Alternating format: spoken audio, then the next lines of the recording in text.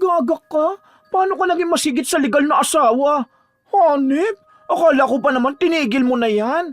Gumawa ka pa talaga ng gayuma para lang maging kabit ka? Hindi ka man lang ba nahihiya sa sarili mo?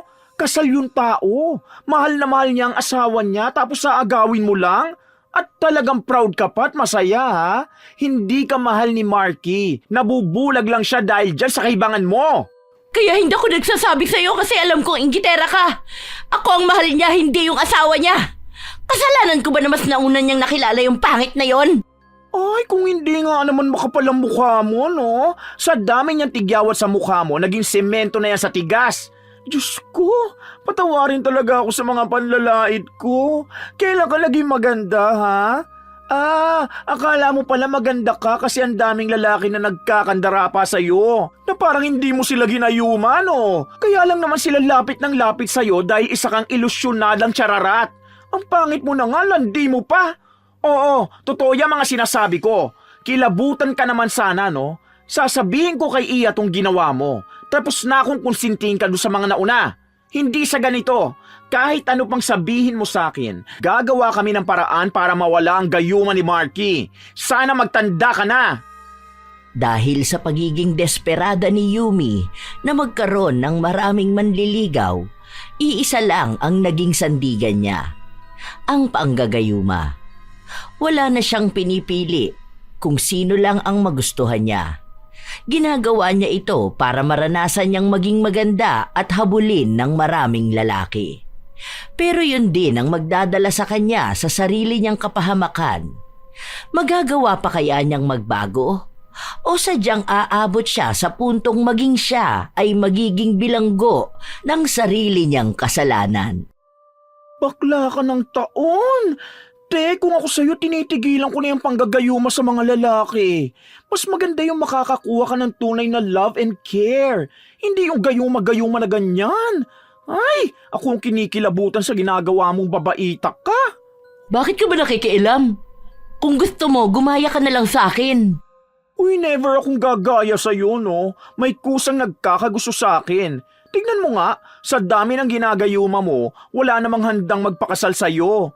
Dapat ang gawin mo, improve mo ang self mo. If hindi mo like ang color mo, try mo ang gluta. Then skincare para dyan sa face mo. Pwede namang matuyo yung malalaki mong tigidig sa face. Then ligo ka lang lagi para di ka magmukhang maasim. Tapos diet ka para pumayat ka, di ba? Kaya mo namang maging maganda kung yun talaga ang problema mo. Tapos pariban ka. Then yung ngipin mo, pabunot mo ang mga bulok. Talagang ide-describe mo pa ako para lang sabihin mong pangit ako? Hindi ko sinabi na pangit ka, ha? Ang sabi ko lang, ayusin mo yung sarili mo. Kung stress ka dahil gurang ka na pero di ka pa nag-aasawa, baka kasi ikaw ang mali. Ay oo, tama, ikaw nga ang mali. Kapit ka masyado sa gayuma eh. Sa mata ka lang nila maganda. Tapos kapag natanggal na ang gayuma nila, galit na sila sa'yo. Iisipin nilang paano sila nakipaghalikan sa ganyan ng ngipin. Magkaibigan ba tayong dalawa? Para kasing tunog kaaway ka eh. No, hindi ganito ang tunog ng kaaway. Concern lang ako sa'yo. Dahil paano kung may mas malaki pang kapalit yung ginagawa mo? Ako natatakot sa ginagawa mo, no? Nung nakaraan, muntikan ka na mapatay nung ginayuma mo dahil sobrang seloso naman pala nun. Wawa naman siya, nakulong pa. Walang kaalam-alam sa katarantaduhan mo. Eh bakit kasi baliw na baliw siya sa akin? Ayoko na nga sa kanya eh. Hindi ko na siya bet. Ay, kung gumanyan, nakala mo kahulman ni Julia Barreto. Kung hindi mo naman kasi yung ginayuma, hindi naman sana siya mababaliw sa'yo ng ganong ka-OA. Ako yung naawa sa tao. Nakulong siya tapos nawalan ng work. Siya pa naman ang breadwinner sa kanila. Hirap magkaroon ng pogi sa lugar natin, oh. Kapag natipuhan ng tsaka mong face, gagayumahin mo. Then kapag sawa ka na, iiwan mo basta. Sinisira mo ang buhay nila. Oo na, ang daldal mo. Uuwi na nga ako. Kita na lang tayo bukas. Bye! Hindi na nakinig ang dalaga sa pinagsasabi ng kanyang kaibigan. Alam ni Yumi sa kanyang sarili na hindi siya kagandahan. Bata pa lang siya ay naging tampulan na siya ng tukso dahil sa kulay ng kanyang balat. Nung nagdalaga siya, lumala pa ang mga panlalait ng mga tao dahil sa tigyawat niyang hindi nawawala. Sumabay pa noong nasira ang kanyang ngipin at tumaba siya ng sobra. Hindi naman magiging problema ang kanyang pisikal na itsura para mahalin ng totoo. Pero dahil mas higit pa siyang naghahangad na gustuhin ng maraming lalaki, kumapit na siya sa gayuma. Noong una, hindi naman niya akalain na magiging epektibo yon noong gayumahin niya ang dati niyang kaklase na matagal na rin niyang gusto. Pero halos 1 linggo lang ang tinatagal ng pagkagusto niya dahil mabilis siyang magsawa. Nakikipaghiwalay siya sa mga nagagayuman niya na baliw namang naghahabol sa kanya. Ang iba, nakakaalis sa gayuma sa tulong ng kanilang pamilya at kapalit naman nun ay ang labis na galit na kanilang nararamdaman. Ang iba naman ay baliw na baliw pa rin sa kanya. Kapag nagpapang-abot ang mga lalaki, nagkakagulo sila. Kaya gandang-ganda na siya sa kanyang sarili dahil pinag-aagawan siya. Naging tampulan din siya ng tsismis sa kanilang lugar dahil paano ang tinatawag nilang pangit na babae ay pinagkakaguluhan ng mga gwapo at matitipunong kalalakihan. Nang makauwi siya, nakita niya ang dati niyang ginayuma. Naghihintay sa kanya at sinusuyo siya. Sinabi ko naman sa'yo, Simon, hindi na kita gusto. Hayaan mo makakahanap ka pa rin naman ng ibang babae na mamahalin ka. Hindi na ako ang para sa'yo, ha? Palayain na natin ang isa't isa. Magiging masaya ka rin sa piling ng ibang babae. Kahit na lumuhod sa kanyang harapan ng lalaki, hindi niya ito binigyan ng pansin. Para sa kanya, kapag ayaw na niya sa isang lalaki, para na itong basura na kaya na lang itapon ng basta. Ganon ang ginagawa niya sa iba. Maraming lalaki na ang lumuhod sa kanya at umiyak para makipagbalikan sa kanya. Pero sawa na siya sa mga yon, kaya ayaw na niyang pilitin ang sarili na makipagbalikan. Kinabukasan, habang papasok siya sa trabaho, nakita niya ang bago nilang kapitbahay. Una niyang nakita ay ang isang magandang babae. Balingkinitan, maputi, makinis at tila ba isang modelo. Nakaramdam ng inggit si Yumi dahil ganoong klase ng babae ang tunay na lapitin ng mga lalaki. Hindi na sana niya nais na kausapin dahil wala siyang panahon. Pero napukaw ang kanyang atensyon matapos niyang makita ang isang lalaki na bumaba ng sasakyan at dala ang ibang gamit. Gwapo ito, matangkad, maganda ang katawan. Alam niyang sa unang tingin pa lang ay gusto na niya ito. Yun din ang naging dahilan upang kaibiganin niya ang kanilang bagong kapitbahay. Isang araw na wala siyang pasok, sinubukan niyang dalhan yon ng niluto niyang pagkain. Ay, maraming salamat po, Manang. Oy, grabe ka naman kung makamanang sa akin. Wala pa nga akong asawa. Bata pa ako, huy. Kahit Yumi na lang. 35 pa lang ako eh. Ikaw, ilang taong ka na ba? Ay, sorry po. 25 ako saka yung asawa ko rin. Tara, pasok ka, Yumi. Ako nga pala si Iya. Tapos yung asawa ko, si Marky. Ano, okay naman kayo rito? Bago lang ba kayo mag-asawa? Nung nakita kita, kala ko artista ka eh. Kakakasal lang namin last month. Tapos dito na namin naisipan lumipat kasi mas malapit tong bahay sa work ng mister ko. Ah, kaya pala. Pwede tayo maging friends ha. Huwag ka mahiya na lapitan ako kapag kailangan mo ng kasama. Diyan yung bahay namin oh. Ayan lang, ayun oh, kita mo yung may gulong sa bubong? Ayan ang bahay namin. 2 kami ng nanay kong nakatira dyan. Yung mga kapatid ko kasi may mga asawa na. Ikaw ba ayaw mo pa mag-asawa? Wala pa akong balak sa ganyan. Gusto ko pa ma-enjoy ang buhay dalaga. Iniisip ko kasi na kapag ako nagkaroon ng asawa, baka hindi ko rin magawa yung mga dati kong ginagawa. Alam mo yun? Like, makakagala basta-basta. Alam mo, yung mga naging ex ko kasi, grabe ang hihigpit sa akin. Kaya nakikipaghiwalay ako. Ayoko kasi ng ganun. Tapos, kapag naging asawa ko na sila, ano na? Alam mo yun? Pasensya ka na, ang gulo ko yata magkwento. Oo, gets ko naman ang sinasabi mo. Alam ko yung takot na ganyan. Kasi kahit naman ako, natakot ako na magkaroon ka agad ng asawa eh. Lalo na sinasabi ng iba na parang ang bilis daw namin magpakasal. Wala pa kasi kaming 1 taon ni Marky. Bale, nagkakilala kami noon sa dati kong work. Nag-modeling kasi ako tapos siya naman photographer. Nakakatakot talaga sa unang pagdedesisyon. Pero ngayon, masaya naman. Saka handa na rin naman kaming magkaroon ng pamilya. Kung magkakaroon man kami agad ng anak, ayos lang din naman kasi kasal na rin kami. Saka yung sayo, valid din naman yun. Lalo na marami din kababaihan na kahit nasa edad na wala pang balak magpakasal. Yung iba naman, wala na talagang balak magkaroon ng asawa. Ay, totoo ba?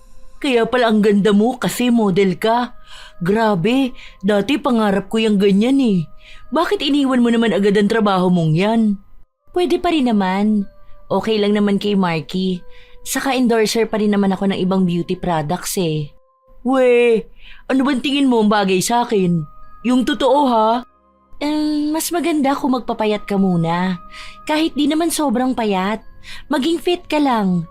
Then sa face mo, huwag kang gumamit ng matatapang na sabon dahil pwede yun maging dahilan para dyan sa pagdami ng tigyawat mo.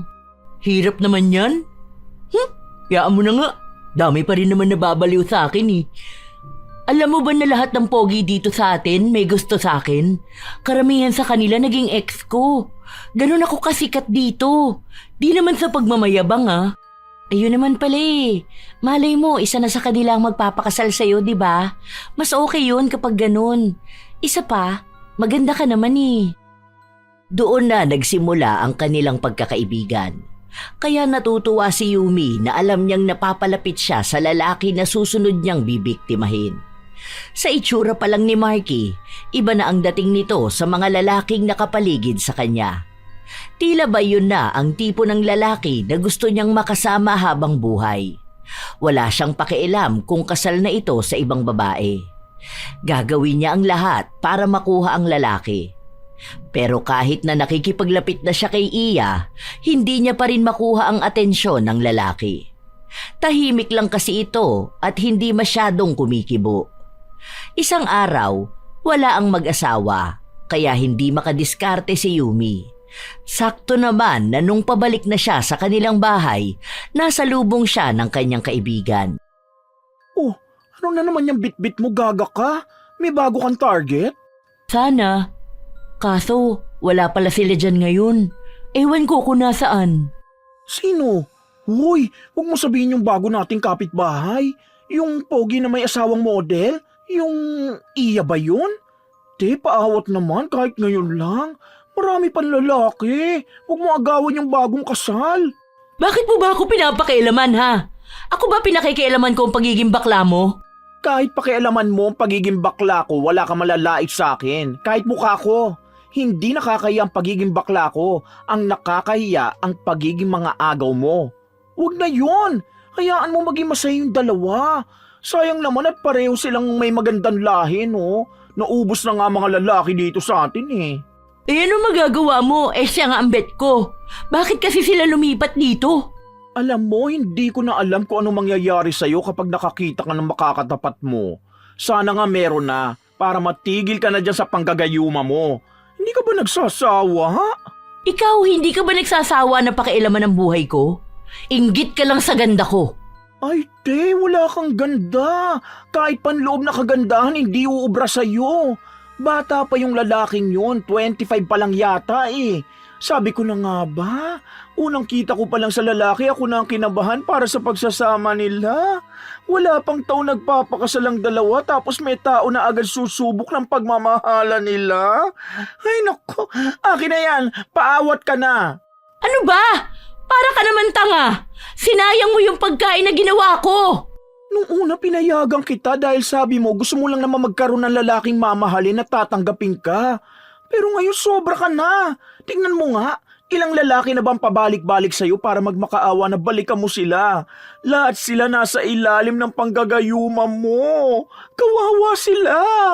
Hindi ka ba masaya para sa akin na nararamdaman ko ring magkaroon ng taong nagkakagusto, ha? Na nagiging maganda ako sa paningin nila? Hindi yan pagiging maganda. Pagiging ilusyonada yan. This time kakalabanin na kita kapag nanira ka ng pagsasama ng dalawang taong nagmamahalan. Galit na galit si Yumi. Akala niya yun na ang magtatapos sa kanyang mga plano. Pero hindi nagtagal ay bumalik ang kanilang pagkakaibigan ni RR. Pero hindi pa rin ito sang-ayon sa kanya.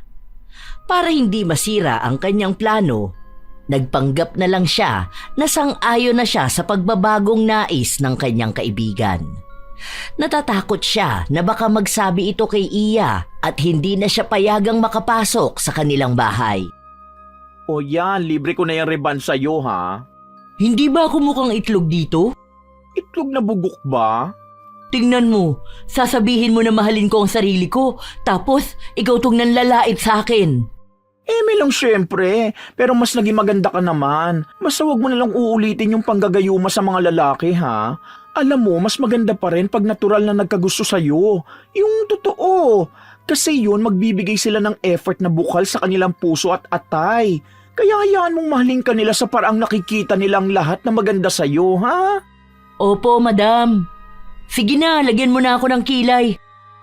Ang pagpapaganda na ginagawa ni Yumi ay paraan niya para mas maging maayos siya sa paningin ni Marky.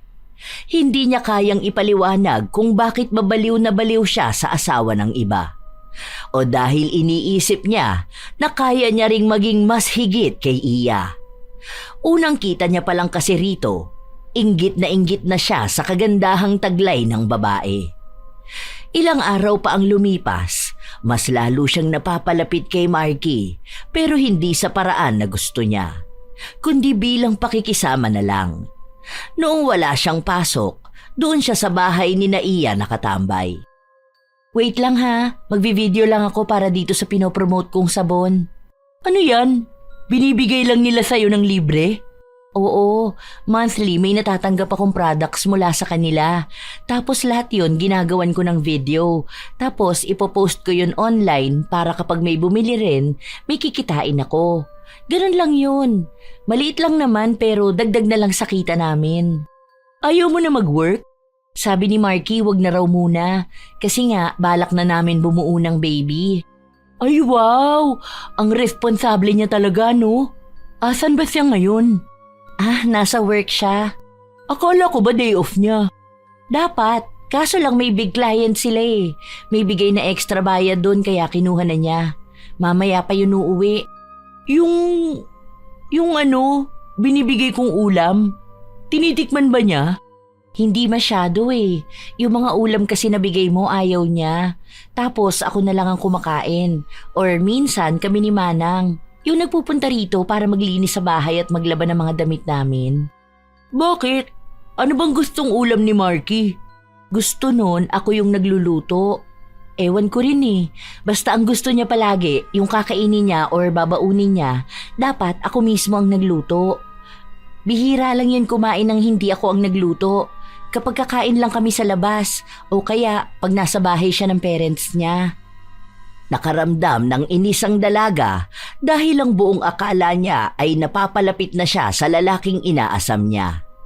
Kung pinahihirapan siya ni Marky, dahilan yon para mas lalo niyang gustuhing ituloy ang panggagayuma rito. Kung hindi ito kumakain ng pagkain na hindi si Iya ang nagluto, alam niyang mahihirapan siyang ibigay ang pagkain na may gayuma. Baka kung kanino lang ito mapunta. Kailangan niyang umisip ng bagong plano. Kaya pasimple siyang bumalik sa matandang nilalapitan niya kapag hihingi siya ng gayuma. Hindi yun alam ni RR dahil ang pangako niya rito ay kahit na kailan hindi na siya babalik doon. Basta kahit na anong paraan na lang. Ano pa bang ibang gayuma? Di ba meron yung niriritwalan? Sige na, ganun na lang. Kaso hindi ko pa pala alam ang tunay na pangalan ni Marky. Kapag nalaman ko, yun na lang ang gagawin natin ha.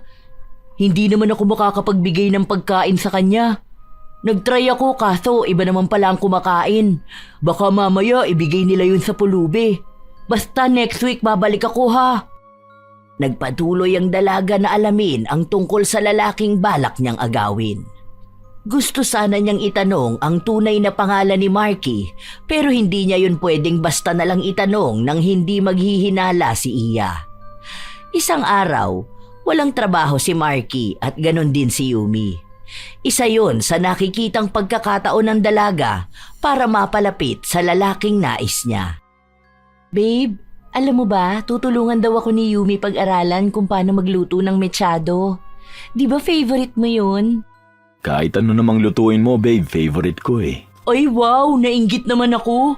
Respeto naman sana sa single oh. Baliw ka ate, pero salamat pa rin sa offer mo ha. Alam mo, mga niluluto ko kasi mga simple lang eh. Halos paulit-ulit na nga. Kaya nanonood ako sa YouTube ng mga pwedeng lutuin. Tapos ikaw, lahat ng binibigay mong ulam sa amin ang sasarap. Kaya nga gusto ko palalo mag-aral para hindi naman nakakahiya kapag may bisita kaming kakain. Wala namang problema sa luto mo, babe. Masarap yun para sa akin. Kaya nga ayaw kong kumakain ng luto ng iba eh. Dahil hinahanap-hanap ko pa rin ang luto mo. Sus, baka naman sinasabi mo lang yan dahil ayaw mong ma-hurt ang feelings ko. Alam ko naman na hindi masarap ang luto ko eh. Iba kasi ako magtimpla. Nahihirapan ako dun sa sakto lang. Minsan kasi maalat, minsan naman matabang. Bakit kasi kailangan mo pa magbago ng timpla? Doon ka na sa kaya mo. Masarap naman talaga eh. Minsan nga kahit pagkain sa labas hindi ko gusto dahil gusto ko pa rin kapag ikaw nagluto. Ang alam ko lang yung sayo kasi may espesyal na sangkap. Pagmamahal. Ano ba? Para ka namang ano dyan, babe. Ang cute niyong tingnan. Bagay na bagay talaga kayong dalawa. Halatang mahal na mahal niyo ang isa't isa. Sana ganyan din ang maranasan ko. Makakakilala ka rin ng lalaking para sa'yo.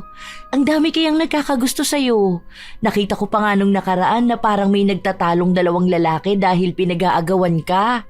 Oo nga, naalala ko nung nakaraan paalis na ako. May nakita ako nagsusuntukan sa tapat ng bahay nyo. Ano yun, mga manliligaw mo ba? Hindi ko alam kung sino yun. Minsan kasi bigla na lang din may mag-aaway sa tapat ng bahay namin. Eh baka ex ko at yung isa manliligaw ko. Bakit ganun? Parang may kakaiba sa kanila. Anong kakaiba?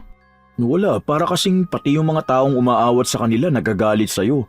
Yung isa dun kasama ang nanay niya tapos sinasabi sa anak niyang tigilan ka na dahil hindi naman daw pagmamahal yung nararamdaman nun para sa'yo. Tapos yung isa ring babae na umaawat dun sa isa pa, narinig ko na para daw pinaglalaroan mo lang kung sino-sinong lalaki. Ano ba kayo? Nagpapapaniwala kayo sa mga ganong sabi-sabi ng mga kapitbahay. Alam niyo ang mga tao sa paligid natin kung ano-ano na lang ang sasabihin niya tungkol sa'yo. Sa akin. Katulad niyan, nakikita nila na marami ang nagkakagusto sa akin. Anong gagawin nila? Malamang sisiraan nila ako. Dati pa naman yan ganyan sila sa akin. Iniisip kasi nila na wala namang magkakagusto sa akin dahil nga pangit daw ako. Ay ano naman magagawa ko kung minahal ako ng anak nila? Hindi ko naman hawak ang damdamin nila, di ba? Porket ba ganito ang tingin nila sa akin, wala na rin ba akong karapatan na mahalin? Napiliin? Kaya hindi ako nag-aasawa dahil alam kong hindi ako tatanggapin ng biyenan ko eh. Alam ko naman eh, kilala ko naman sila. Pero isa lang ang masasabi ko, lahat ng mga tao dito, masama ang tingin nila sa akin. Ewan ko na lang kung ano pang masasama na nasabi nila sa inyo. Kasi malamang meron silang paninira sa akin dahil nakikita nila na nagiging kaibigan ko na kayo. Pero alam ko naman na matatalino kayo eh, kaya hindi kayo basta naniniwala sa kanila. Pero kung ano man ang opinyon nyo, kayo pa rin naman ang makakaalam nun. Kung masama na rin ang tingin nyo sa akin, wala na akong magagawa dun. Wala naman kaming pinaniniwalaan. Ang alam ko lang yung doon sa tindahan, may nagsabi sa akin na wag daw ako makikipagkaibigan sa'yo dahil bruha ka. Malandi ka raw at mga agaw. Kita mo na? Ewan ko ba kung bakit sila nagagalit sa akin na para bang kasalanan ko na gustuhin ako. Eh sino naman ang aagawin ko? Alangan naman si Marky. Ang kapal naman ng mukha ko, di ba? Ikaw na ang asawa niyan. Ano naman ang laban ko sa'yo? Ang ganda mo, sobra. Saka, kasal kayo at magkaibigan tayo. Hindi ko gawain yung mga binibintang nila sa akin. Nakuha ng dalaga ang simpatsya ni Iya dahil likas na mabait at maawain ito. Pero si Marky, tila ba may kakaibang ugaling pinapakita sa kanya. nagdududa ito sa intensyon niyang pasukin ang buhay nila. Hindi nga siya nagkakamali dahil madalas na pinagbabawalan na nito si Iya na makipag-usap sa kanya. Hindi man direktang sinasabi ni Iya, pero may mga palusot siya na ang pasaring ay tungkol sa pag-iwas sa kanya. Pero nahuli na ng dalaga ang ugali ni Iya, kaya kaya niya itong daanin sa pagpapaawa. Halos 3 araw wala sina Iya, kaya 3 araw na ring mainit ang ulo ni Yumi. Hindi pa ba uuwi itong mga to? Nakakainis na. Kung saan-saan na naman siguro sila nagpupuntang dalawa. Masaya na naman yun si Iya. Bakit ba kasi ang hirap utuin ni Marky? Hindi siya tulad ng ibang lalaki. Napakailag niya sa akin. Pero ito ang tatandaan niya. Hindi ako titigil hanggat hindi ko siya nakukuha. Wala siyang magiging kawala sa akin. Buo na sa kalooban ng dalaga, nagagayumahin niya si Marky kahit na gaano pa ito kahirap lapitan. Alam niyang makakagawa pa rin siya ng paraan. Isang araw, habang nasa trabaho sina Yumi at RR, bigla nilang napag-usapan ang tungkol sa mag-asawa. Ewan ko lang kung totoo, pero yung kasi narinig ko balak daw ni lalaki na ibenta yung bahay na yon. O kaya, san lang tira? Ha? Bakit naman daw? Maayos naman sila dun, di ba? Pangit ba ang bahay nila? Hindi ko alam. Walang sinasabi na may problema ang bahay. Maayos naman daw yun Wala ring sira. Nung una nga akala namin may multo, kaya parang biglaan yung desisyon na umalis. Pero wala naman daw.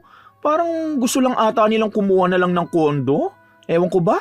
Di ba kayo ni Iya ang friend? Bakit kaya hindi mo siya tanungin? Baka may ibang dahilan o baka mas bet ni lalaki ang buhay kapag nasa kondo sila nakatira. Mukhang naiingayan yata sa atin Wala namang sinasabi sa akin si Iya Bibihira na nga lang kami mag-usap dahil madalas nandun lang siya sa bahay nila. Tapos kapag dadalaw naman ako, sinasabi niya wag daw muna. Ewan ko, wala naman din akong ginagawang masama sa kanya Saan mo naman nabalitaan yan? Mamaya, eme-eme mo lang yan Hindi yan eme-eme lang Totoo yan sinasabi ko. Ewan ko kung bakit hindi niya sinabi sa'yo. Nagtanong kasi sa akin si Mudra kung may kakilala ako na pwedeng bumili ng bahay. O kaya magsanlang tira. May porsyento yatang ibibigay si Marky kung sino makakahanap ng buyer ng bahay. Malaki din yata ang bigayan sa kanila. Kaya yun, dami talaga naghahanap. Meaning, urgent ang bentahan. Nakapagtataka to Parang may kakaiba sa kanila at sa kinikilos ni Iya. Naging aligaga ang dalaga sa pagpapagayuma kay Marky. Kailangan na mas mauna siyang kumilos kaysa maunahan siya sa pag-alis nila. Kung mangyayari man yun, alam niyang mahihirapan na siyang maangkin ang lalaking gusto niya. Habang lumilipas ang araw, mas lalong nakakaramdam ng irita si Yumi. Kahit na ano rin kasing gawin niyang paglapit kay Iya, hindi na siya kinakaibigan nito. Iisa lang ang alam niya. May natanggap ng balita ang dalawa at maaaring yon ang pinaniniwalaan ni Marky. Kaya para makaiwas sila sa mas malaking problema, sila na lang ang aalis at lalayo sa kanya. Hanggang sa dumating ang isang araw na nabalitaan na lang ng dalaga na may nakakuha na ng bahay at naghihintay na lang sila na magbayad yon bago sila makaalis. Buwisit talaga! Hindi pwede tong ganito! Si Marky lang ang lalaking gusto ko na hindi ko makukuha! Hindi ako papayag! Kailangan mo maging baliw sa akin! Dapat ako lang ang babaeng mamahalin mo! Ako ang magdidikta kung gugustuhin pa kita o hindi. Pero hanggat gusto kita, dapat mabaliw ka sa akin. Ano ba? Bakit ba totoong pangalan na lang ni Marky hindi ko pa makita? Iba kasi ang pinangalan niya sa Facebook Mahabang oras ang ginugol ng dalaga para lang makahanap siya ng ibang impormasyon tungkol kay Marky. Hanggang sa nakita niya ang isa sa post ng kamag-anak nito. Nakita niya ang tunay na pangalan ni Marky at maging ang araw ng kapanganakan nito. Hindi na siya nag-aksaya pa ng oras. Agad niya ring pinuntahan ang matandang gumagawa ng ritual panggayuma. Kulang pa ang impormasyon na ibinigay niya Pero pinilit niya ang matanda na gawa na lang yun ng paraan. Nang matapos ang ritual, naghintay si Yumi ng tamang araw kung kailan siya lalapitan ni Marky. Habang lumilipas ang araw, palapit ng palapit ang paglipat ng bahay ng mag-asawa. At kasabay naman nun ay hindi pa rin nagiging epektibo ang gayuma.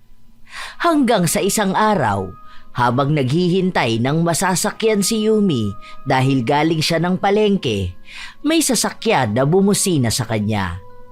Nung buksan ang bintana, si Marky ang bumungad sa kanya. Pauwi ka na ba? Tara na, sumabay ka na sa akin. Ay, hindi na muna. Maghihintay na lang ako ng jeep. Salamat! Huwag ka nang mag-jeep. Tara na. Nung una, hindi agad sumama ang dalaga. Sinusubukan niya kung pipilitin siya. Dahil kung nasa ilalim na ng gayuma si Marky, ibig lang sabihin nun ay handa nitong gawin ang lahat para mapaoo lang siya. Ganun kasi ang nangyayari sa ibang mga lalaki na kanyang ginayuma. At tama nga siya, dahil pinilit siya ni Marky na sumama sa kanya, pero may lambing yun, na hindi gagawin ng lalaki kung nasa tama siyang pag-iisip. Kilala niya kasi ito bilang masungit sa iba, habang malambing sa asawa. Doon na naman mas labis na naramdaman ni Yumi na ang ganda-ganda niya at walang panlaban si Iya. Uy, saan mo naman ako dinala? Akala ko ba uuwi na tayo? Hindi naman dito ang daan pa uwi sa atin. Mamaya na lang. Kumain na lang muna tayo. Bakit ayaw mo ba? Date lang tayo. Date? Sus, bakit naman tayo magde-date? Hindi ka ba hahanapin ng asawa mo? Di yan. Hindi naman niya alam na umuwi na ako. Alam niya nasa trabaho pa ako. Kaya may oras pa tayo magkasama. Talaga? Eh di, gusto mo na ako? Ganun ba? Ay, baka niloloko mo lang ako ha. Paano yan kapag nalaman ng asawa mo? Makikipag-iwalay ako sa kanya. Gusto kita. Kaya nga kita sinusundan palagi. Alam mo, hindi ko alam kung bakit hanggang sa panaginip ko nakikita kita. Nababaliw ako kapag iniisip kita. Kakainis ka naman.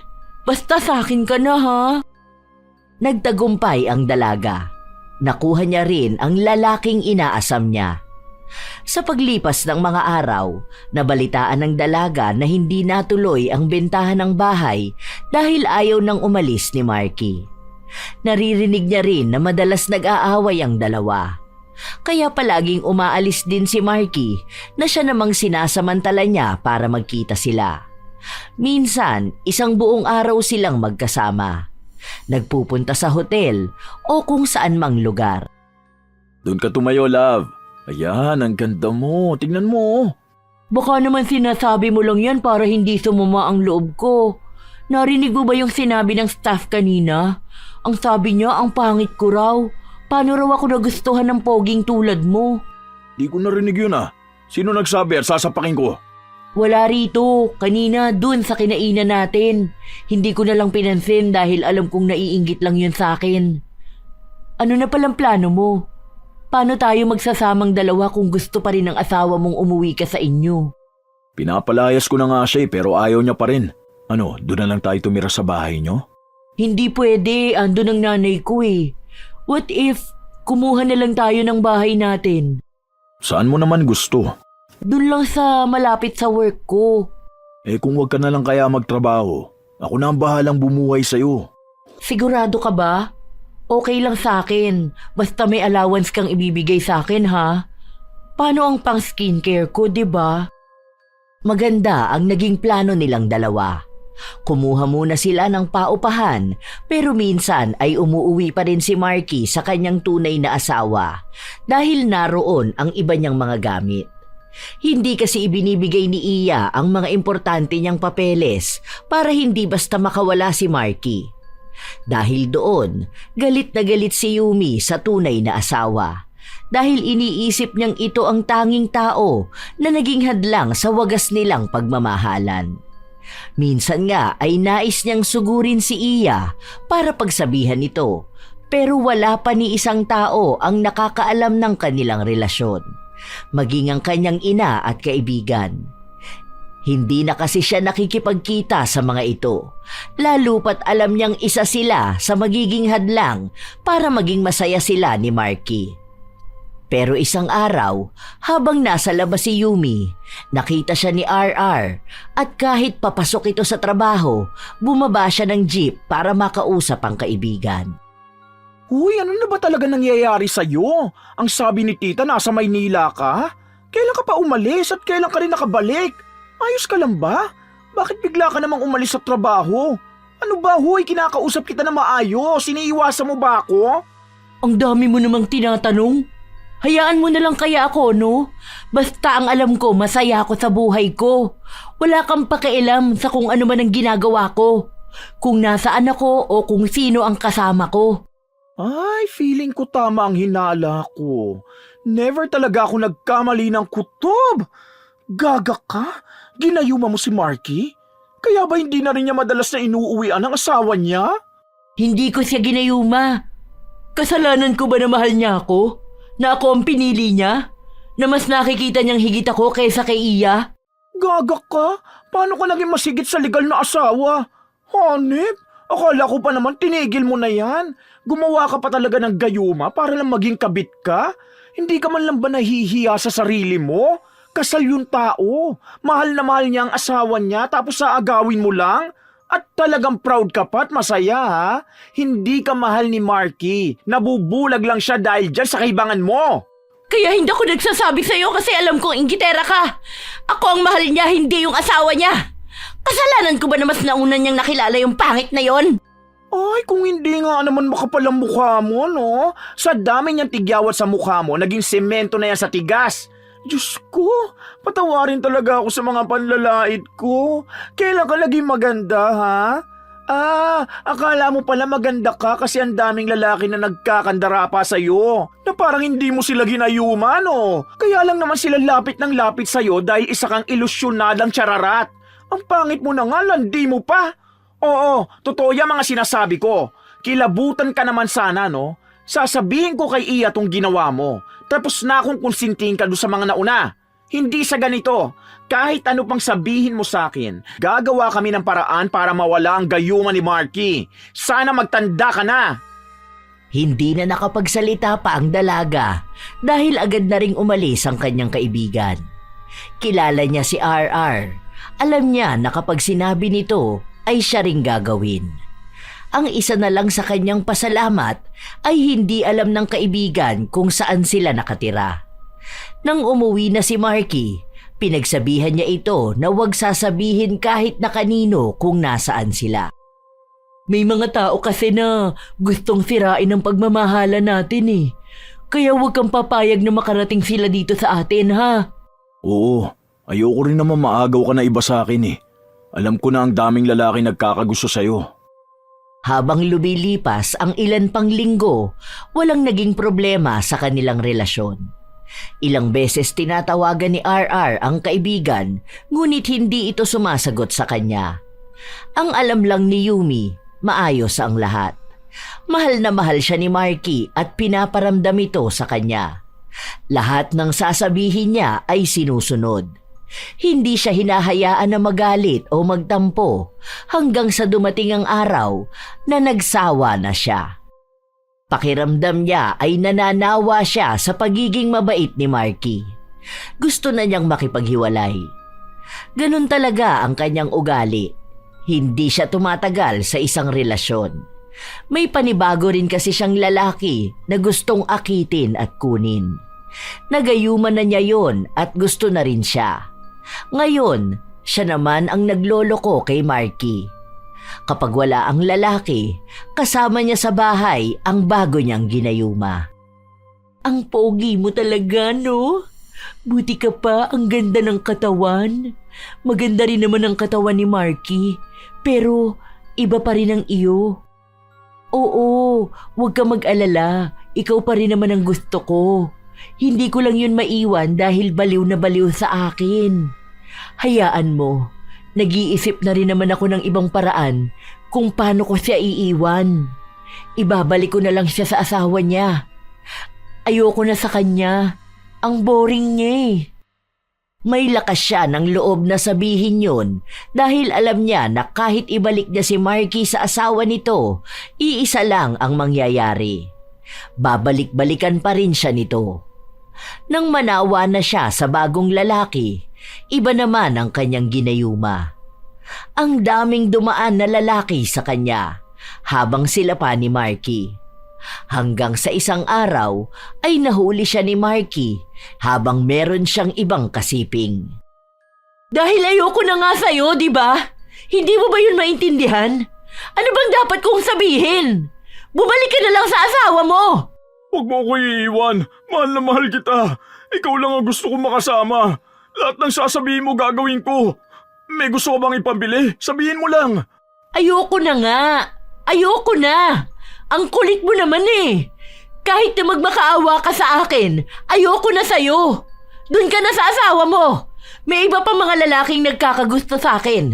Baka uuwi na ako sa bahay, kaya ngayon pa lang nakikipaghiwalay na ako sa'yo. Umiiyak sa kanyang harapan si Marky. Halatang malaki ang epekto sa kanya ng gayuma dahil kahit na nahuli na niya si Yumi, hindi niya pa rin magawang magalit dito. Pero wala pa ring nagawa ang kanyang pagmamakaawa. Natuluyan pa ring umuwi sa kanilang bahay si Yumi habang si Marky naman ay sa bahay ng kanyang asawa. Pero hindi pa rin siya natigil na lapitan ng dalaga.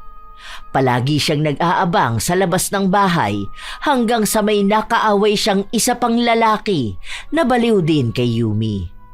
Yun ang bago niyang ginayuma na agad niya ring pinagsawaan. Kaya ngayon ay nagkakagulo na ang dalawang lalaki. Ayaw niya pa sanang lumabas pero naririnig niyang magkakapatayan na ang dalawa para sa kanya. Ano ba? Bakit ba ayaw niyo akong lubayan? Hindi ko na nga kayo gusto, di ba? Huwag mo naman tong gawin sa akin. Alam mo naman na mahal na kita eh. Sige na, bumalik ka na sa akin. Ayoko nagkakaaway tayo ng ganito.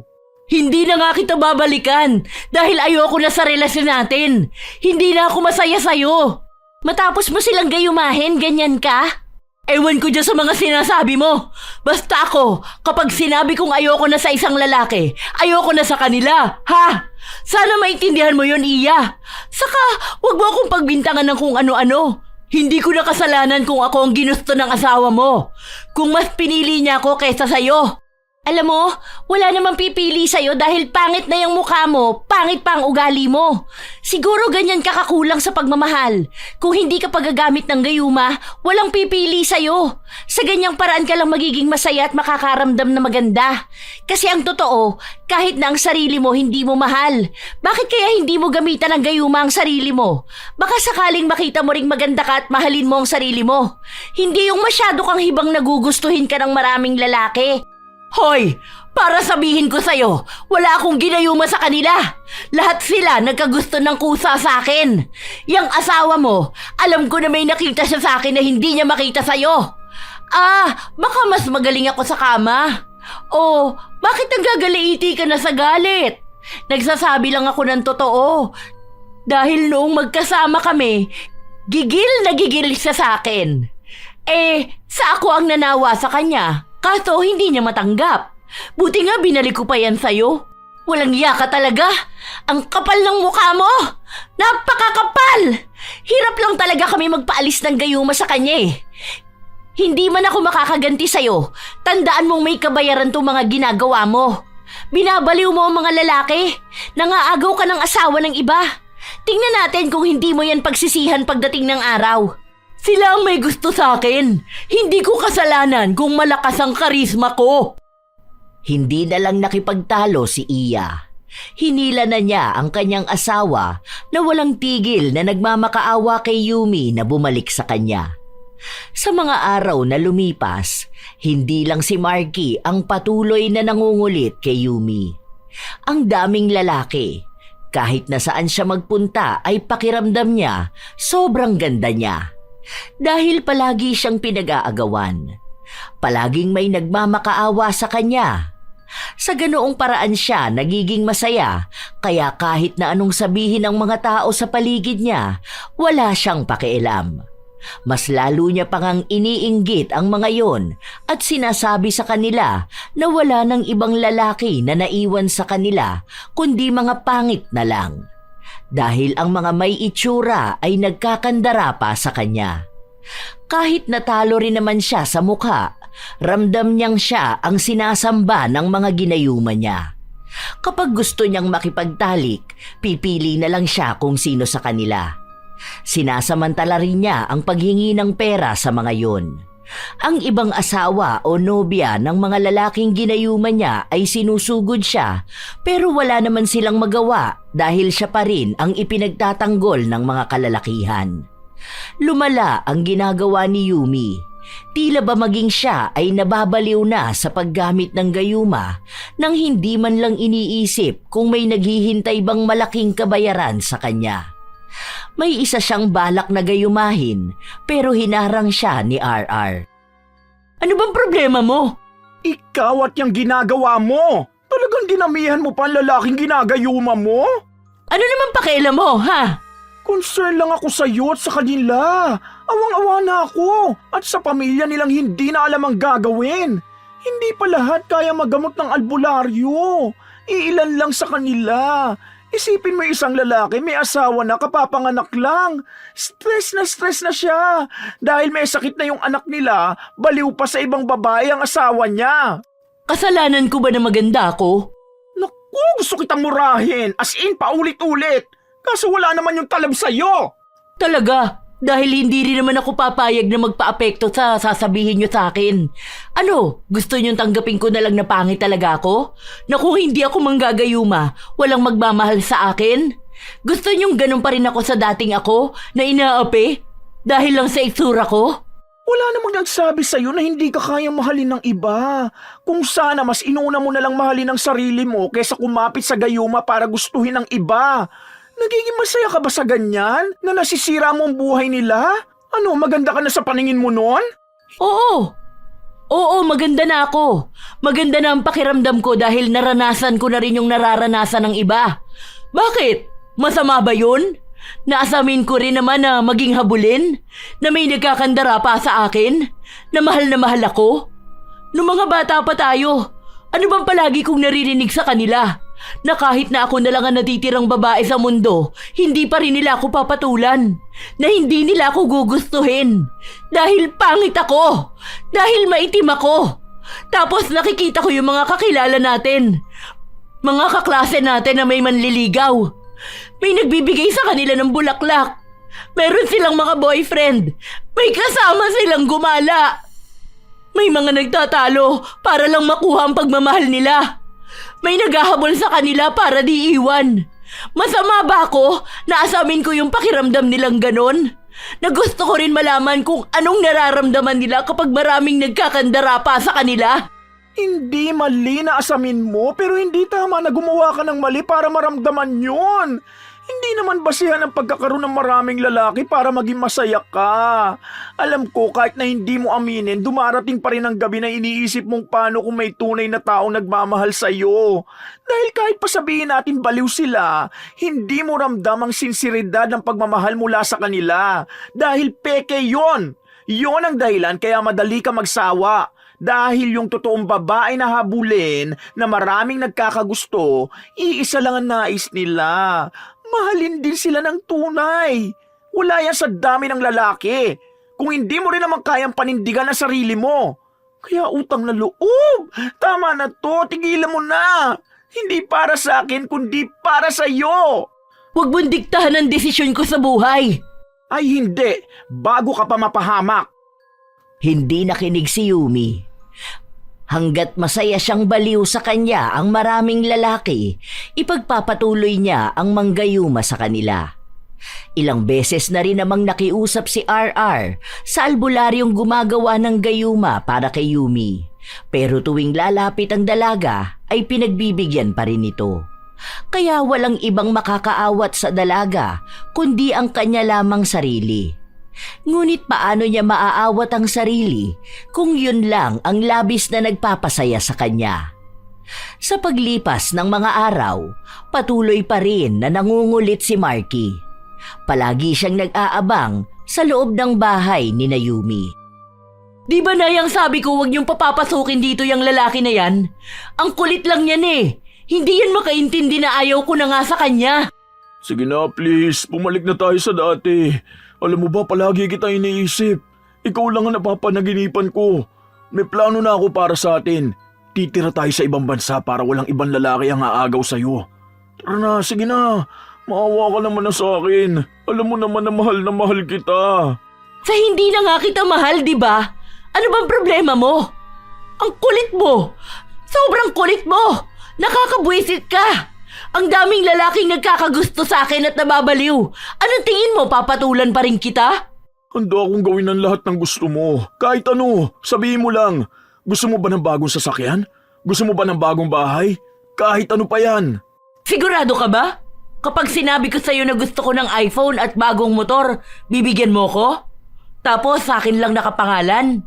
Oo, basta sabihin mo lang na mahal mo ako. Ibigay mo na muna sa akin ang kailangan ko bago ko sabihin sa'yo na mahal pa rin kita.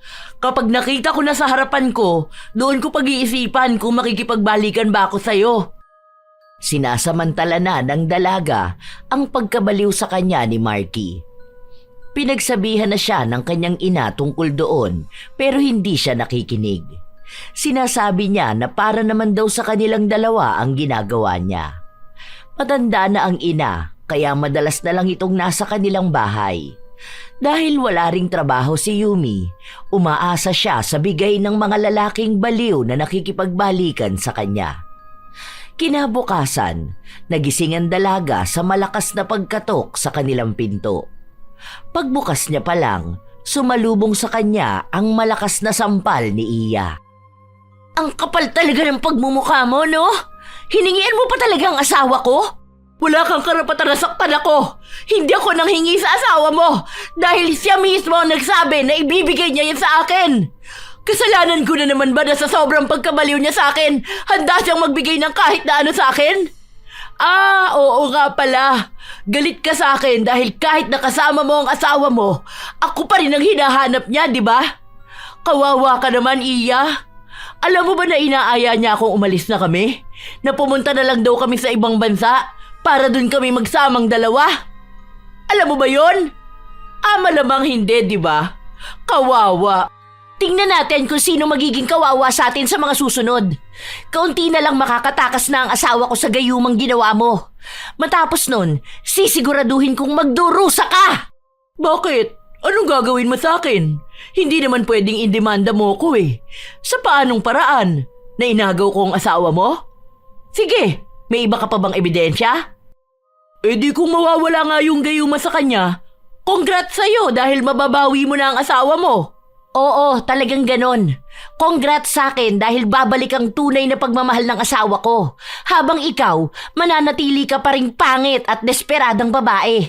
Yang kaitiman ng balat mo kasing itim din ang budhi mo. Walang lalaking seseryoso sa'yo. Dahil sino ba naman lalaki ang magkakagusto sa ganyang pagmumuka? Ha? Ang pangit mo! Ang baho mo pa! Bulok ang ugali mo katulad ng ngipin mo. Oh, bakit ang sama ng tingin mo sa akin? Totoo naman, di ba? At least ako, okay, sige, patatawarin ko ang asawa ko dahil alam kong wala siyang alam sa ginawa niya. Magkakabalikan kami. Ako pa rin ang legal wife. Maganda, mabango, fresh. Ikaw, ano ka ba? Bukod sa isang babaeng walang nagmamahal. Hindi mo pwedeng ipagyabang sa akin ang mga nagkakandara pa sa'yo dahil peke yun. Ikaw ang nakakaawa dahil napakalungkot mo na, napakapangit mo pa. Wala kang karapatan na laitin ang itsura ko! Meron akong karapatan. Meron kaming karapatan dahil hinayaan mo kaming gawin yon. Kasi ikaw mismo sa sarili mo tanggap mo na pangit ka at malungkot ka. Bakit? Magkakandara pa ka ba sa iba kung hindi totoo? Mali ka. Hindi sila ang baliw sa'yo. Ikaw ang baliw sa idea na may nagmamahal sa'yo. Yun ang totoong nakakaawa. Hindi na kinaya ni Yumi ang mga salita na yon, kaya agad niyang isinara ang pinto. Galit na galit siya. Nais niyang gumanti kay Iya. Kaya ang naiisip niyang paraan ay ang agawin ulit ang asawa nito. Ang naiisip niya ay tanggapin si Marky kapag bumalik ito sa kanya at nagmakaawa. Pero hindi na yun nangyari. Ang huli na lang niyang nabalitaan ay nawala na ang gayuma kay Marky. Galit na galit nga raw ito at nais na sunugin ang bahay ni Yumi. Mabuti na lang ay napigilan siya ni Iya. Hindi na rin niya nakita ang dalawa dahil umalis na rin ang mga ito. Kalahati rin ng mga lalaki na nagayuman niya ay gumaling na. Ang iba, katulad ng mga bago, ay hindi pa rin naaagapan. Buisit! Bakit ba ang daming inggitera? Bakit ba hindi na lang nila ako hayaan na maging masaya? Sinabi ng kanyang ina na hindi siya tunay na magiging masaya kung paulit-ulit siyang manggagayuman ng lalaki. Dahil hindi lang naman daw lalaki ang nagpapasaya sa isang babae. Ang lalaki raw ay isang parte lang ng buhay ng babae, pero hindi ito sentro na kailangan niyang kabaliwan. Kapag daw natanggap niya ang kanyang sarili. Sa pagmamahal sa sarili, doon niya malalaman na hindi naman ganon kahalaga ang mga kalalakihan. Hindi nakakailanganin ng maraming baliw sa kanya dahil aasamin niya ang isa ngunit tunay. Pero hindi pa rin nakinig ang dalaga. May isa siyang natipuhan at pinagayuman niya yon. Nakuha naman niya ang lalaki. Minahal siya at nabaliw sa kanya. Pero masyado itong palaban. Hindi katulad ng iba na kapag sinabi niyang ayaw niya ay hindi siya pinipilit. Pero ang bago niyang lalaki, kahit sabihin niyang ayaw niya, halos patayin siya nito. Ilang beses na ring nagbanta sa kanyang buhay kaya hindi siya makawala. Ang daming ipinagbabawal sa kanya, kahit pa ang paglabas niya ng kanilang bahay. Dahil doon, humingi siya ng tulong sa iba pero walang may pakialam sa kanya. Sinasabi na ginusto niya yon kaya panindigan niya. RR, sige na, tulungan mo na ako. Nakala kami ni nanay dito sa bahay. Natatakot na ako kay Jake. Sige na. Wait lang, try ko muna ha. Nangihingi pa ako ng help sa mga pulis. Ay, yan na nga ba sinasabi ko sa'yo eh. Ang tigas naman kasi ng ulo mo. Di ba ang sabi ko, huwag mo nang gawin yung panggagayuma mong ganyan? Ayan, tignan mo. Hindi mo kilala kung sino yung nagayuma mo. Hindi siya katulad ng ibang mga lalaki na nakilala mo.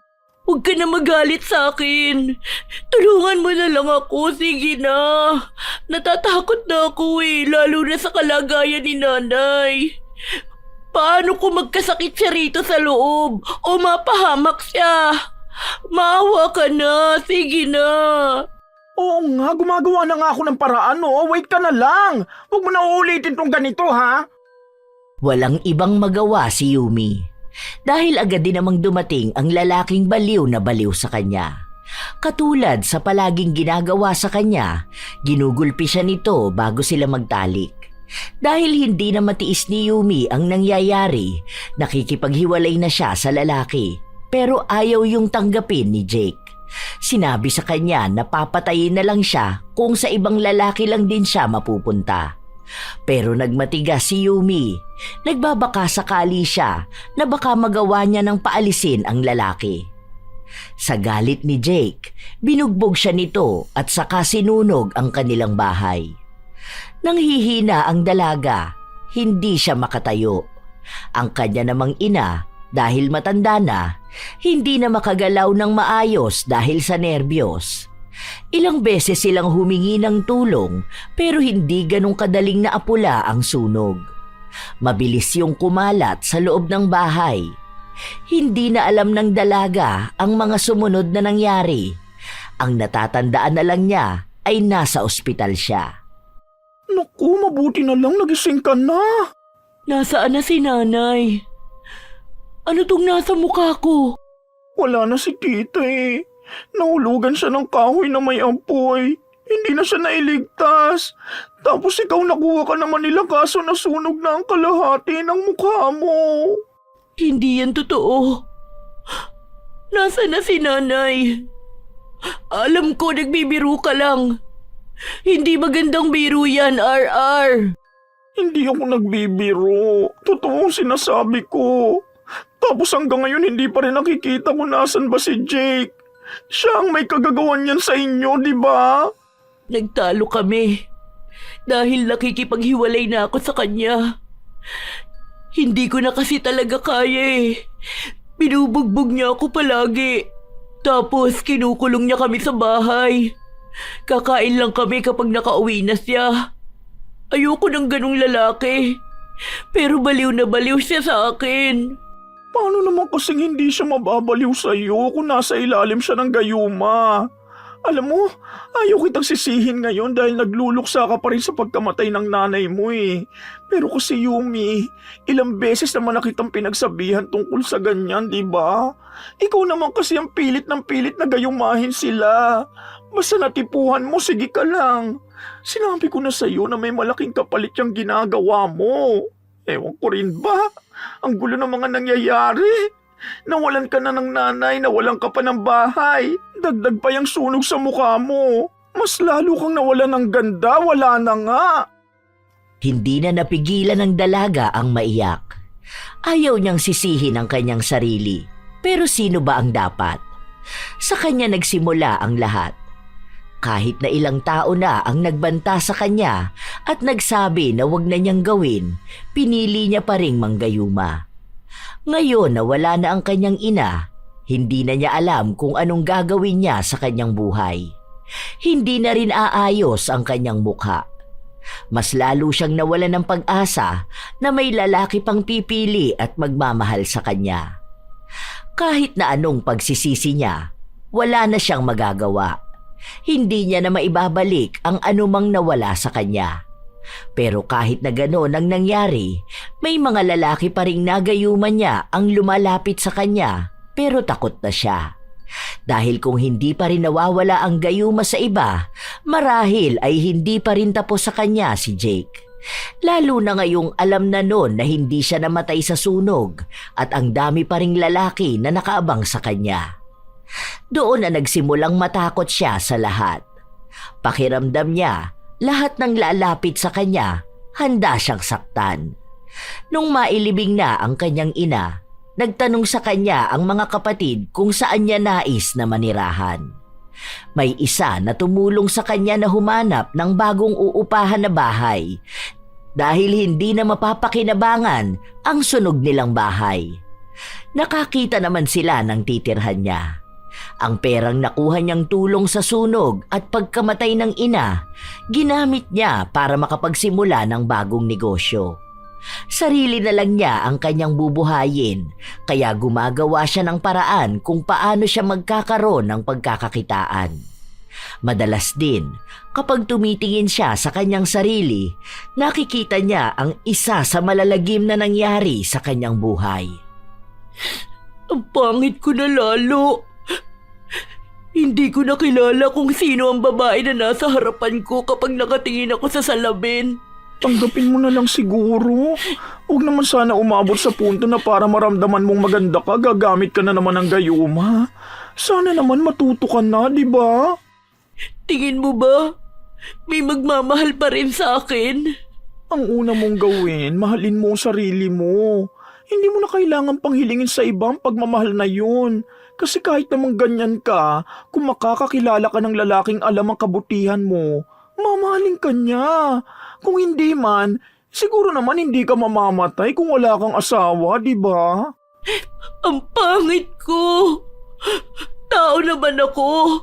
Gusto ko lang naman magmahal eh. Bakit ako ang pinaparusahan ng langit? Ganun na ba ako kasama? Feeling ko hindi mo pa rin gets kung ano nangyayari sa'yo. Kung may parusa man ang langit, siguro dapat alamin mo kung bakit. Ano bang ginawa mo sa kapwa mo? Ilang pamilya at relasyon bang sinira mo? Ilang lalaki bang inalisan mo ng karapatan na piliin ang totoong mahal nila? Alam mo, hindi ko na kayang pangaralan ka eh. Dahil kung ikaw mismo hindi mo alam kung anong ginagawa mo. Kung tingin mo wala kang mali, baka ikaw na talagang mali. Gusto ko lang ng pagmamahal. Ay, ewan ko sa'yo. Basta pinagsabihan na kita ha. Total buhay mo naman yan. Ikaw na ang bahala dyan. Ayoko nang ulitin ang mga sinabi ko sa'yo. Ikaw lang ang makakapagpatahimik sa buhay mo. Pero mukhang ayaw mo naman ng katahimikan. Ilang araw pa ang nakalipas, hindi na sila nag-uusap ng kanyang kaibigan dahil paulit-ulit lang din si Yumi sa kanyang sinasabi na hindi niya kasalanan kung bakit siya naghahanap ng pagmamahal sa iba. Dahil ayaw na ni RR na makasakit ng damdamin ng kaibigan, hindi na lang niya ito binibigyan ng tugon. Hanggang sa isang araw, bumalik na naman si Yumi sa albularyo. Bigyan mo pa ulit ako ng gayuma. Bakit ayaw mo na? Hindi pwede. Di ba ito ang trabaho mo? Bakit hindi mo ibigay sa akin ang gusto ko? Bakit kailangan mong pakialaman ang buhay ko?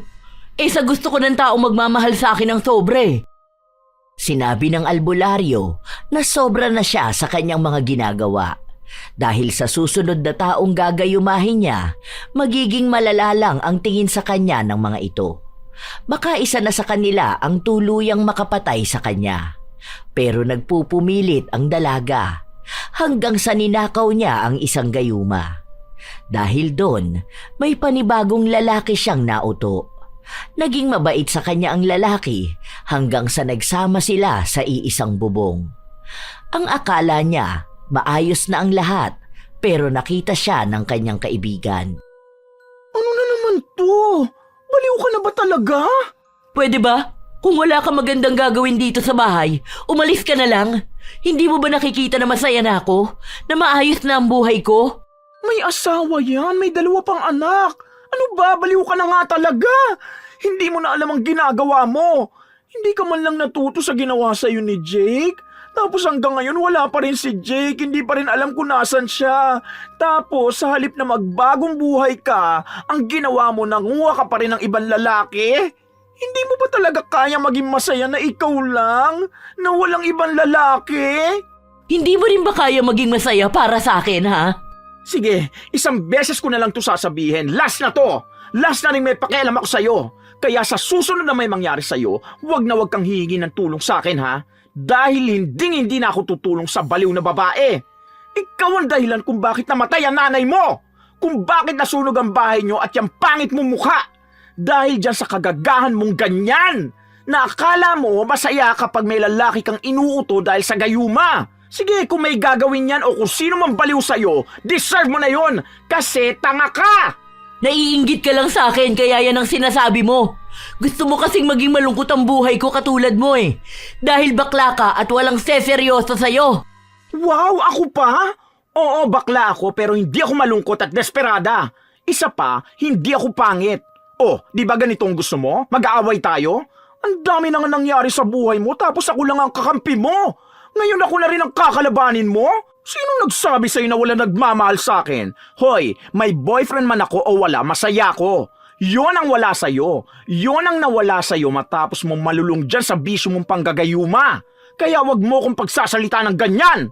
Okay, sige, go ka na dyan. Magpakabaliw ka na. Dito ko na tinatapos ang pagkakaibigan natin. Total, hindi mo naman ako pinakikinggan eh. Bahala ka na sa buhay mo. Total, wala ka na rin naman kinatatakutan na mawala.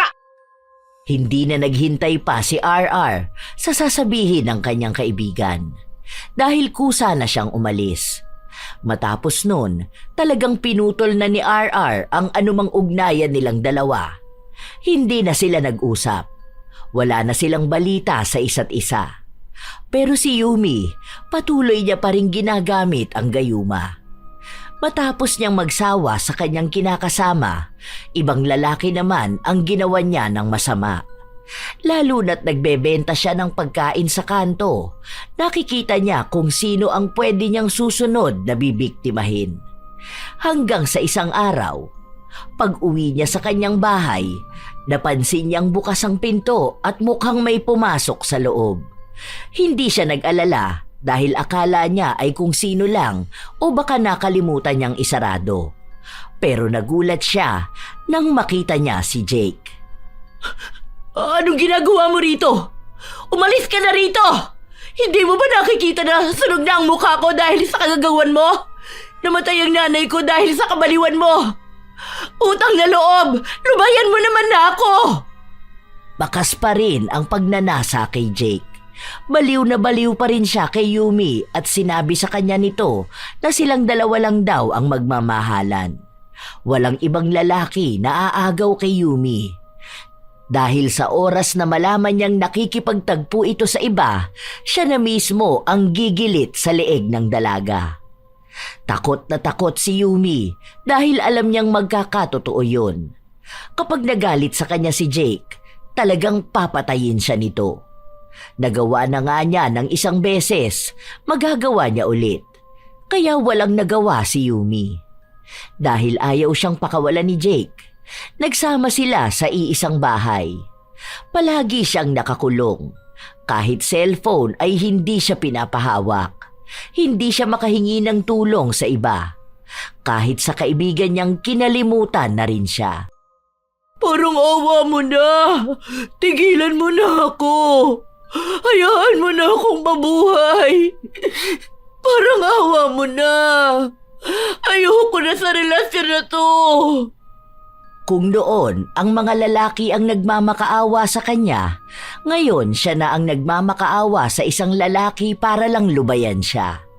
Pero kahit na anong pagluhod niya at pag-iyak, hindi pa rin niya magagawang makalaya sa baliw na pag-ibig sa kanya ni Jake. Yun naman ang nais niya noon pa, ang makatagpo ng lalaking hindi siya iiwan. Kaya nga siya nagpakabaliw sa panggagayuma para makilala ang lalaking yon. At ngayon na nakasama na niya, siya naman ang labis na nagdurusa. Wala na siyang kawala. Hanggang sa nagkaroon na sila ng anak ni Jake. Pero katulad ni Yumi, damay ang kanyang anak sa kalupitan ni Jake. Hindi na sila naghiwalay pa. Dahil kahit kapatid ni Yumi ay hindi na siya matagpuan. Dinala siya ni Jake sa isang liblib at tagong probinsya. Upang doon ay hindi na talaga siya makatakbo. Malaki ang pagsisisi ni Yumi sa kinahinatnan ng kanyang buhay. Huli na niyang napagtanto na tama nga sila, na lahat ng ginawa niyang mali ay babalik sa kanya. Kahit na mapagtanto niya pa ang kamalian, hindi na niya maitatama ito. Hindi lang si Jake ang nakulong sa gayuma, kundi ang buong buhay ni Yumi at ng kanyang anak. Kung tataka siya o gagawa ng masama, hindi magdadalawang isip si Jake na patayin sila ng kanyang anak. Tunay naman na wala sa itsura ang pagmamahal ng isang tao. Pero sadyang may mga tao na hindi tanggap ang kanilang sarili. Kapag naramdaman nilang hindi sila maganda, hinahayaan nilang kainin sila ng inggit. At sa halip na pagbutihin ang sarili, mas pinipili nilang hanapin ang madali ang paraan para makuha ang atensyon ng iba. Tulad na lang ng paggamit ng gayuma. Isang bagay na akala nila'y makakatulong para maramdaman nilang kaibig-ibig sila kahit hindi totoo. Maraming gumagawa niyan, hindi dahil masama sila, kundi dahil desperado silang mahalin. Pero hindi nila naiisip na ang gayuma ay hindi lang basta simpleng orasyon o inumin. Isa itong kasinungalingang nakabalot sa pagnanais na maramdaman ng pagmamahal, kahit alam nilang hindi ito totoo. Kapag pinilit ang isang taong mahalin sila, kahit na hindi ito bukal sa kanilang puso, hindi sila ang nalugi kundi ang taong nagpumilit na magpakababad sa kasinungalingan. Sarili lamang nila ang kanyang niloloko. Tunay naman ding may mga babaeng ginagawa ito dahil pakiramdam nila wala silang halaga. Akala nila dahil hindi sila maganda, hindi na sila karapat-dapat magmahal o mahalin. Sa una, makukuha nila ang kanilang nais, pero darating pa rin ang panahon na unti-unting magbabago ang isang pagmamahal na gawa lang sa ritual. Babalik at babalik ang kasalanan na ginawa nila. Sila rin ang magtatamasa ng hirap na kapalit ng pagpupumilit. Tandaan na hindi naman kailangan maging maganda para mahalin. Ang pag-ibig ay hindi nababase sa pisikal na itsura. Dahil ang kagandahan ay lumilipas kasabay ng panahon. Minsan din naman, ang pag-ibig ng iyong kapareha ay nagbabago sa pagdaan ng panahon. Pero iisa lang ang klase ng pag-ibig na hindi madadaan sa gayuma. Ito ay ang pag-ibig sa sarili at pagtanggap sa kung sino ka man. Kaya mga apo, hindi dapat maging dahilan ng itsura para gumawa ng masama sa kapwa. Wala naman taong pangit, sadyang nadadala lang ng sabi-sabi ng mga tao. Ang sino mang tao, may karapatang mahalin at magmahal. Sadyang dapat lang alamin muna ang pagmamahal sa sarili dahil paano mo malalaman ang pagmamahal na nais mo kung ikaw mismo ay hindi ito maibigay sa iyong sarili. Naway may aral kayong natutunan sa ating bagong kwento. Maaari nyo ring ibahagi ang inyong opinyon dahil nais ko itong mabasa. Ito ang inyong Lola Telang at maraming salamat sa palagi ninyong pakikinig mga apo. Apo. Apo. Apo. Apo. Apo.